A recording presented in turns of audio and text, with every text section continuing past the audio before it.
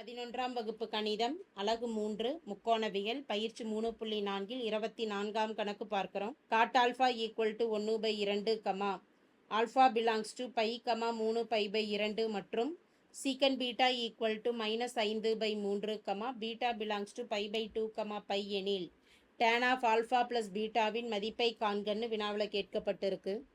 Tan of alpha plus பீட்டான்னா முற்றொருமையை பயன்படுத்துகிறப்ப டேன் ஆல்ஃபா மற்றும் டேன் பீட்டாவின் மதிப்புகள் நமக்கு தெரியணும். வினாவில் கொடுக்கப்பட்டிருக்கக்கூடிய நிபந்தனை cot alpha equal to 1/2 tan alpha கணக்கிடலாம்.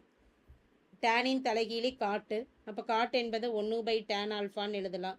Equal to 1/2.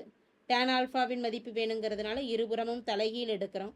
இப்போ தலைகீழ் எடுத்துட்டோம்னா டேன் ஆல்ஃபா ஈக்குவல் டு 1/2 தலைகீழியானது 2.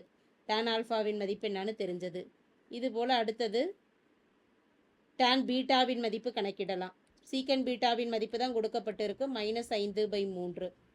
டேன் பீட்டாவின் மதிப்பு வேணுங்கிறதுனால சீக்கண்ட்டுக்கும் டேனுக்கும் இடையேயான தொடர்புன்னு பார்த்துட்டோம்னா முற்றொருமை தான். அதாவது secant square beta minus tan square beta equal to 1.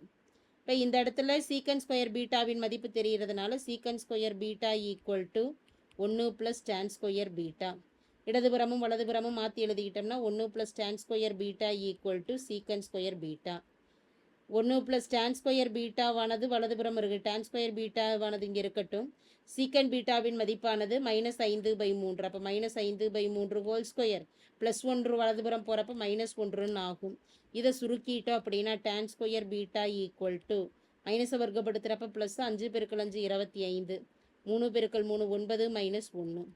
Tan square beta equal to மதிப்பு 25 - 9. குறுக்கு பெருக்கம் பண்ணிக்கலாம். 25 - 9/9. எனவே மதிப்பானது 16/9. இருபுறமும் வர்க்கமூலம் எடுக்கலாம். டேன் பீட்டாவின் மதிப்பு வேணுங்கிறதுனால டேன் பீட்டா ஈக்குவல் டு ±√16/9. ± வர்க்கமூலம் எடுத்துட்டோம்னா 16இன் வர்க்கமூலம் 4, 9இன் வர்க்கமூலமானது 3.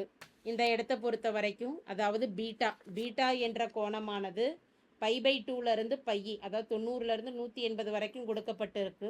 இரண்டாம் கால் பகுதியில் நமக்கு டேனின் மதிப்பானது மைனஸ் குறியில் இருக்கும். அதனால் டேன் பீட்டாவின் மதிப்பை நம்ம என்ன எடுத்துக்கலாம்னா -4/3ன்னு எடுத்துக்கலாம்.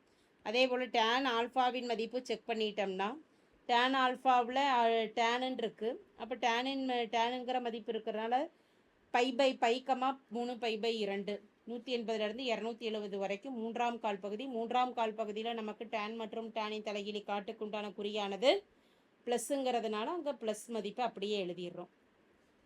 டேன் ஆல்ஃபாவின் மதிப்பு 2.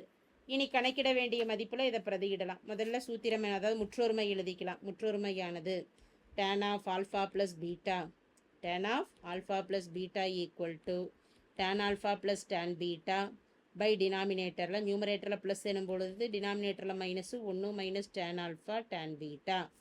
மதிப்புகளை பிரதியிடுறோம். டேன் ஆல்ஃபாவின் மதிப்பு 2 ப்ளஸ் டேன் பீட்டாவின் மதிப்பு -4/3 பை டினாமினேட்டரில் 1 - 2 பெருக்கல் -4/3. 2 + × -4/3 பை டினாமினேட்டரில் 1 - × +4 2 8/3. இதை சுருக்கலாம். நியூமரேட்டருக்கும் டினாமினேட்டருக்கும் பொதுவான டினாமினேட்டர் மதிப்பு இருக்கிறதுனால கிராஸ் மல்டிபிள் பண்ணிட்டோம்னா 2 × 3 6 - 4/3 காமன் ஆகிடும். டினாமினேட்டரில் 3 × 1 3 + 8/3 காமன் ஆகிடும். 3 3 கேன்சல் ஆக போக 6 - 4இன் மதிப்பானது 2, 3 + 8இன் மதிப்பானது 11. கணக்கிட்டது எதனுடைய மதிப்பு? therefore tan of alpha plus பீட்டாவின் மதிப்பானது 2/11 ஆகும். தேங்க்யூ.